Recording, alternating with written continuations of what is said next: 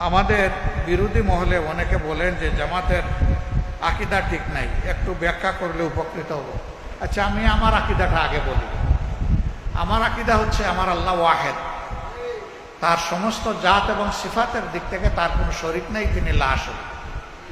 আমার আকীদা হচ্ছে আমার আল্লাহ তাআলার পক্ষ থেকে মানব সৃষ্টির ইতিহাসের সূচনায় আল্লাহ কিছু বান্দাকে নির্বাচিত করেছেন তার নবী এবং পয়গম্বর হিসেবে। প্রথম নবী হচ্ছেন হযরত আদম আলাইহিস সালাম, শেষ নবী হচ্ছেন মুহাম্মদুর রাসূলুল্লাহ সাল্লাল্লাহু আলাইহি ওয়াসাল্লাম। তারা সকলেই ছিলেন মানবতার উস্তাদ।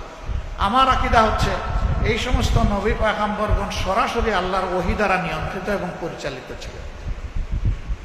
অতীতের ওহীগুলা অবিকল এখন বিদ্যমান নেই, বিদ্যমান আছে আল্লাহর দেওয়া পূর্ণাঙ্গ হেদায়েতের কিতাব আল কোরআন। এটি আমার আকীদা।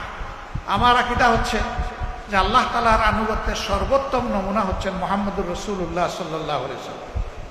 আমার আকীদা হচ্ছে মহান আল্লাহ তাআলা এবং তার হাবিবের আনুগত্যের সর্বোত্তম নমুনা হচ্ছেন সাহাবায়ে কেরাম রিদওয়ানুল্লাহি তাআলা আলাইহিম আজমাইন।